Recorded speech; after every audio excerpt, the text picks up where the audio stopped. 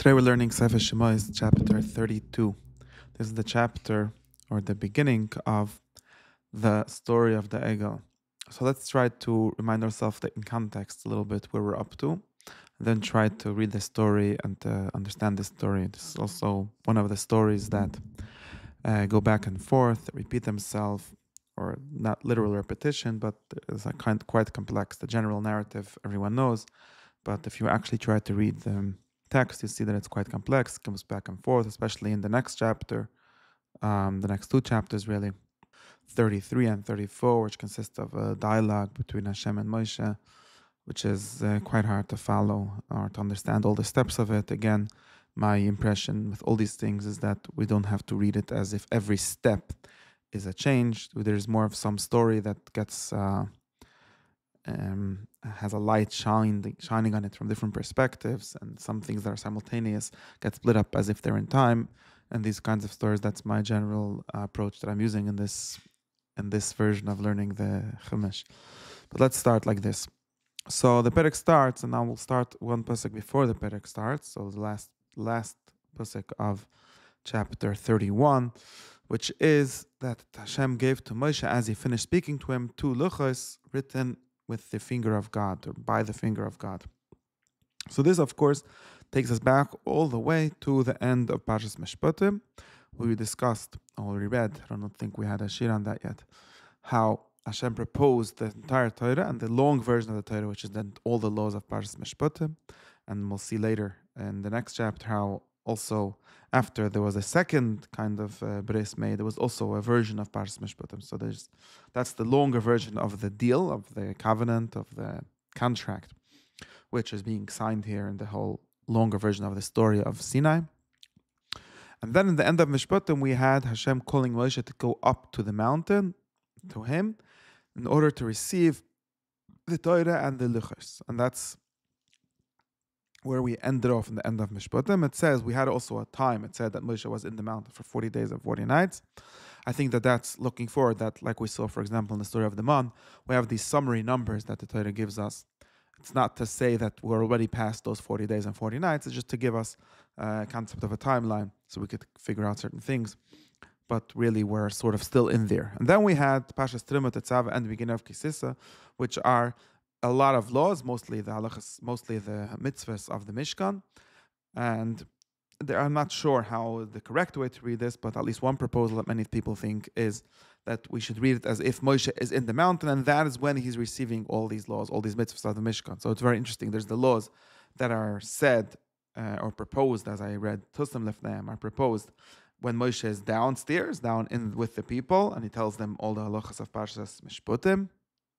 And here we have the next series of halachas, which are the mitzvahs of the Mishkan, seem to be the mitzvahs that have been given to Moshe when he's on the mountain, so in these 40 days. That's one way to read it, and then we'll see later, after the story of the Egel, we go back to Moshe coming down to the mountain the second time or the third time, and there we have him telling the people the mitzvahs of the Mishkan. So there seems to be it's said twice, right? We have the story of Moshe being commanded the mitzvahs of the Mishkan and the story of him telling it to the people, which we don't have for most mitzvahs. And that seems to be specifically to show us how the Mishkan is something that starts up there. But I don't know if that's for sure the way to read it. Like I said, I'm not sure that we should read all these timeline things as if they're happening one after the other. It could be just the place where it's put for various reasons. Maybe so which we should have this impression, but not necessarily that the story is like this. The important thing is that now the story returns to when Moshe is coming back down. So it says it's Hashem finished speaking to Moshe everything he had to speak to him in Sinai. We could interpret this as meaning Parshas Trimot Tetzaveh, or it could mean whatever else he spoke to him. And he gives him the two luchos which he called him to get. Now the story goes back down. So Moshe, but is still there. So he got through the luchos. We ended the story of him going up to get the luchos, but we're going back the eye of the story, so to speak, the lens the story is looking at turns back down to what happened before that, really, or at the same time, before that, with the people down here. And it says that the people saw that Moshe is taking his time coming back down from the mountain. I think the most literal understanding from this with this is, and Rashi has entire calculations to explain this, but I think literally it doesn't say ever that Moshe told them that he will be there for 40 days. That's what the Pasuk told us, as we explained. It's a retrospective Pasuk giving us the total amount of time that Moshe was in the mountain. But it's possible for sure that the people had no idea how long he was supposed to be, and he was there for 40 days, which is always an amount of time which symbolizes a long time, like a serious period of time.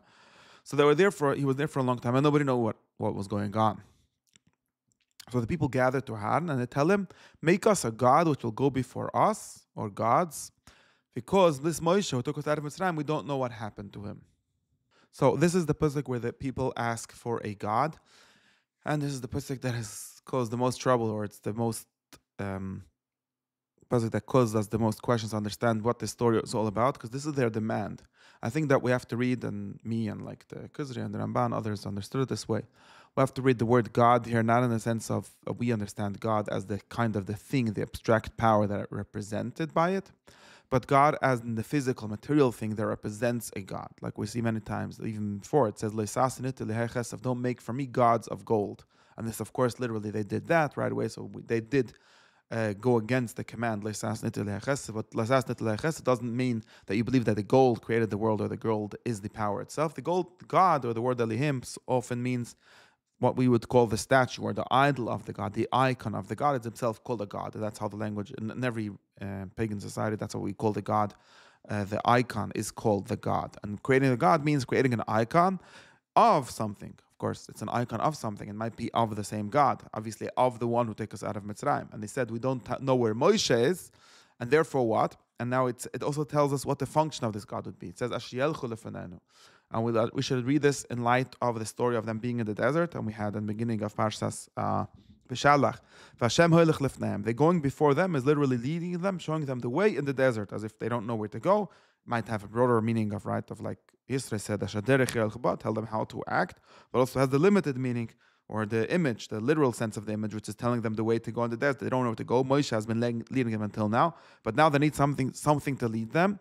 And it seems to have been understood that they need some kind of icon, some kind of idol to lead them. Of course, that will be led by priests. As we see, they go to Aaron. Aaron is the priest. We know from all this time, Aaron was considered a Kohen already before. So they're asking him to make this so they should show them the way. And Aaron agrees. He says, take off the rings, the gold rings that are in your wives' and children's ears, and bring them to me. So in other words, there might be some symbolism in this also, but just a way of saying, okay, I'll need some gold to make it with. And that's what they did. They took off their rings. Of course, there's a difference. He told them to take the rings of their children. It doesn't say they took their children's, they took their own. We can think about this. And he created it. It says, it probably means something like he forms it with some kind of forming device. So he pushes it together or forms it into some kind of shape and makes it in the shape of a egel. Masecha egel means a calf, and masecha a poured one. So cheret seems to have been some kind of as Aharon later tells Moshe that he threw it into the fire. So he forges it, right? And cheret is some kind of tool that you use to forge things out of gold, and it becomes a egel, a calf, a golden calf made from poured gold, right? From molten gold.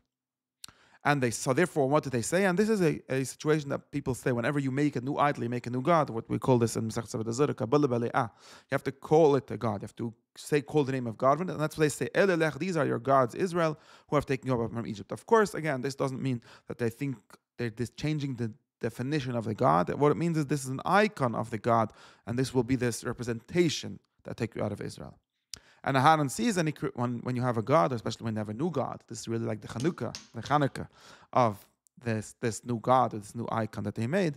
So he builds a mizbech in front of it, and he said tomorrow there will be a chag. Chag means we could translate it as a holiday, but really something mean like a festival. But a festival in the sense of a god means literally, like we see later in the Chagim also, a time to bring sacrifices to it, and that's what they do. He calls the sacrifice, and he says officially La Hashem for Yud Kevavke. So of course, this Elohim was supposed to be a representative of Hashem, Yud Kevavke, who took us out of Mitzrayim. And they come in the morning, they bring oiles and shlomim, they eat and they drink, and they kimmel tzachak, they start to play. This is a word with a connotation in the Chumash, usually means something bad. But of course, when it's in a good connotation, we would just probably would say lismeach or something else. And that's what a festival. What you do by a festival. At a festival, you bring sacrifices and you do some tzchak. Like in ancient pagan festivals, there were all kind of dramas and shows and play games, things like that. And it probably means something like that. Of course, in in the kosher and the holy festivals, there's also things like that. Although the word letzachak, I don't think is mentioned. Usually, that seems to connote something not so good. So that's the story that we have down here. Now, the story flies back up to Moshe. So Moshe, who is still up in the mountain with Hashem, getting the luchas, gets a message, gets a statement from Hashem. That's a dibber. And Hashem tells Moshe, go back down, because your nation, who you take out of Mitzrayim, has shichais. They have been corrupted, or they've corrupted. They've went away from the way I've commanded them. They created an egel, and they bowed down to him, and they sacrificed to it, and they said, so he repeats the Moshe, the exact narrative that we had in the story, and therefore he tells Moshe to go down. What does go down mean? Do what? Now he says that we have another thing. And he says, so Hashem says to Moshe, I see this nation, and it's a hard-necked nation. Therefore let me go, and I will be angry at them, and I will destroy them. I will make you into a great nation. So that's really seems to be what Lech Red is. In other words, Moshe came up to get the luchas for them, and Moshe Hashem is kind of saying, let's drop this, because the whole plan was that we shouldn't have a lezov, we should have me as being the God, and this luchas was to represent that. Now they've already went away from this way, they've turned away from the way that I've commanded them, and therefore they're going to be punished or destroyed, and we'll start fresh. Our plan is still a good plan. I'll make you into a great nation. That's the statement that Hashem tells Moshe, the two statements that he tells Moshe. And we should note here that it doesn't say they've left me, right? It doesn't say Sarumah, they've left my worship. It says they've left the way that I commanded them. The way that I commanded them is exactly what he commanded them. Don't make idols of me or before me. But it doesn't say that they choose a different God. I don't think that's what it means. Now Moshe immediately prays. Vaychal Moshe. He prays, or he... I don't know how to translate Vaychal. And he says that his prayer is specifically relative to this. Hashem said, I will be v'yichar api, I will be mad and I will destroy them. And it says, Lama Hashem yichar apcha v'mecha. You'll remember that you have taken them out from Mitzrayim with your great power. Now the Mitzrayim will say that you've taken them out with evil purposes, to kill them in the mountains and to destroy them. And you will notice the whole time, Hashem tells Moshe, this is your nation, you've taken them out of Mitzrayim, and it's your project really, we'll take you, something will make you into a great nation. And Moshe keeps on turning it back, says, no, it's your nation, you have taken them out of Mitzrayim. Of course, Moshe is remembering that he didn't really want to go to Mitzrayim to take them out, it's Hashem that sent him. And therefore he tells Hashem, it's your people, you have taken them out, and now it's really your credibility, your reputation that's on the line, not my reputation. And now Mitzrayim will say that you have taken them out with a bad purpose. You just take them out to kill them. In other words, you're really a loser. Your plan of taking them out of Mitzrayim and making them into a great nation hasn't worked. And then he says, remember what you promised to Avraham, Yitzchok, and Yisrael. You swore to them that you will give them many children and you will give them this land. So this is another argument, really. The first argument is that the Mitzrayim will say that they won, or Mitzrayim will say that God has taken them out in order to kill them. And also there's a promise. And of course, Hashem might think, okay, but I will fulfill the promise with you. But it seems like he's saying, that's not called fulfilling a promise. If you kill all of them and you start from one person, that's not what it's meant. And Hashem listens to him. Vaynochem Hashem, he regrets, or he goes back on the bad thing, the evil that he spoke to say to them, to do to his nation. So, and it says, Le'amoy, right, to his nation. He goes back on it, and he's not going to do that. So Moshe has saved in the first moment of God's anger, Moshe has saved us from that. But the first dibber that he said, the first dibber that Hashem said that Moshe should go down, that is still happening. So Moshe goes down. Of course, it was sort of the time to go down if you read the story before that we started it from the previous chapter. So that might be something like, it's interesting to understand, like if he's finished, he's already on the way down, so why does she have to tell him to go down? It seems like telling him to go down is itself a problem. But the more important problem was his anger that he was going to destroy them. And now we're sort of going back to the original plan, or maybe Moshe is still going down, in some sense, going down in the bad way, as we've said. And Moshe goes down, and he has his two luchas in his hands, and the Torah has a long description of the luchas. It says they're written from both sides. They're the work of God. The writing on them is the writing of God.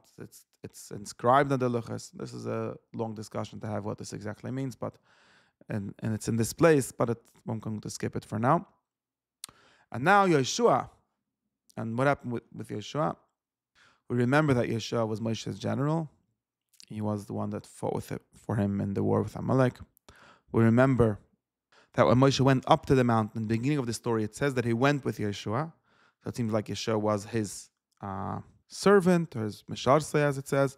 He went with him either up all the way to the mountain, or at least somewhere there with him. And therefore, Yeshua hears the sound of the people as they are singing or making noise. When this is the sound of the festival that they had.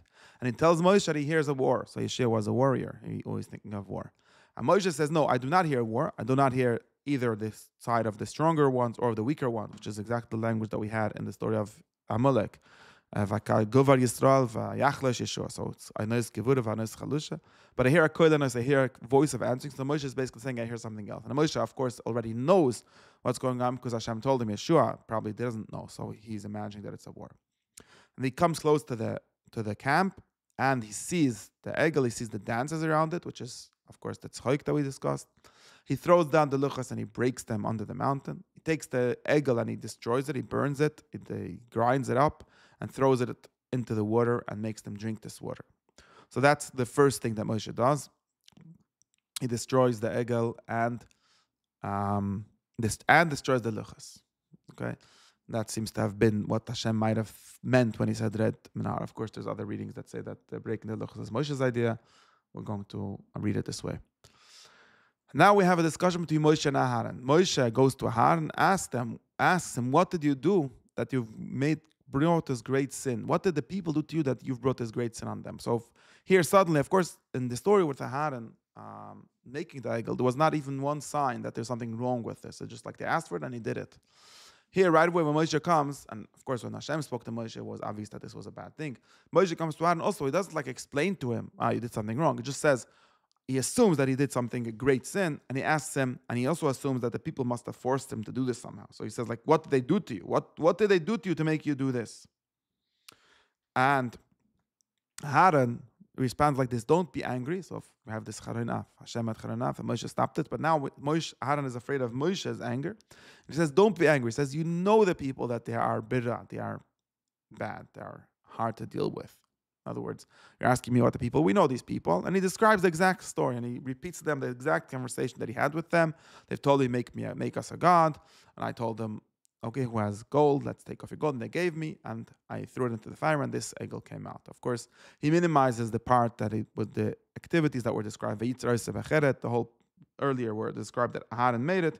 He describes that as if he threw it into the fire, and somehow that came out. So that was Aharon's entire answer. It doesn't really give an answer. And it says Moshe saw the people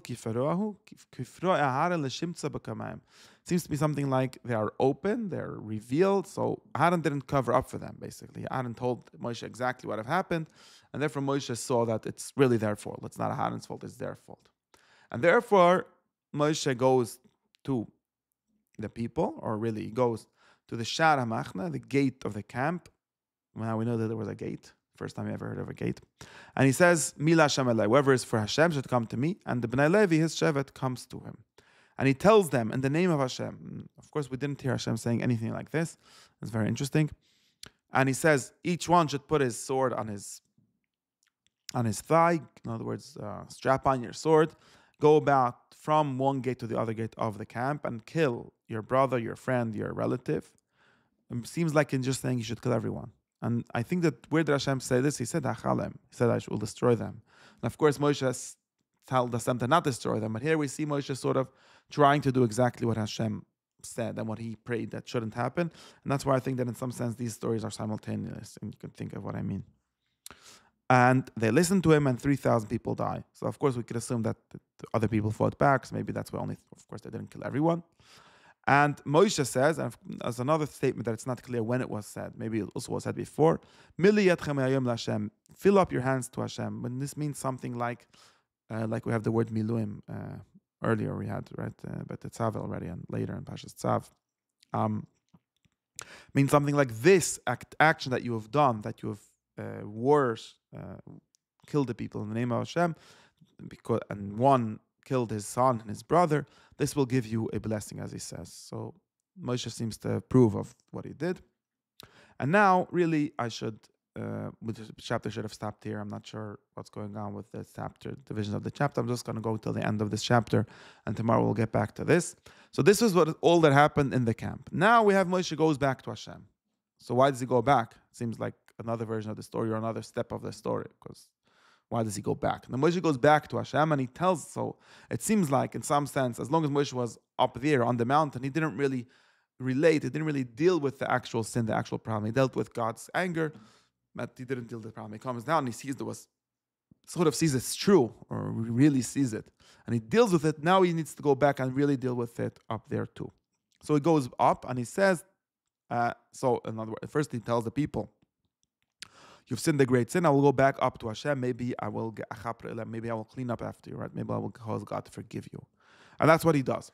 He goes to Hashem and he tells Hashem. And what does he say? He doesn't minimize the crime. He says the opposite. He says something like Vida. He says, these people have sinned a great sin. They've created a God, a Hezov. Remember, this was exactly what they told we're not to do. And therefore now, either you forgive them or delete me from your book. So what Moshe is really doing in simple reading is he's offering himself in place of the people. He's saying, I'm innocent, right? I was definitely not there. But I will not let you destroy them and leave me, which was exactly what God proposed. He said, you want to kill them? You're going to kill me also. And Hashem says, and that's said in the language of delete me from your book. It just means kill me. Now Hashem says no, and as he answers many times, if whoever sinned to me, I will delete. But he does seem to accept Moshe's challenge. And he says, go, you lead the people to where I've spoken to you. I will send an angel in front for you to lead them, Malachi, my messenger or my angel. And the day that I will remember, that I will remind myself to deal with it, I will deal with this sin too. And then the last verse of this chapter is, Vayigav Hashem es amash as egel, and God does strike the people for doing the egel that I hadn't made. So this is not, that pasuk was not unclear what it's talking about. It seems like besides for the people that Moshe killed, there were some more deaths happening directly for Hashem, or maybe it means that. That's what I would think, but it's not clear. And the important thing is that here Moshe explicitly asks for forgiveness for their crime and doesn't entirely receive it. He receives something like it gets pushed off. He receives also something, command for him to go lead the people. Later, that it seems that this is only the beginning of a discussion about this. This doesn't actually happen, so we'll see about that. And we get part of the discussion was that Moshe wanted to sort of offer himself in the place of the people, or like as to shield the people, and God didn't really accept that. So that's this chapter.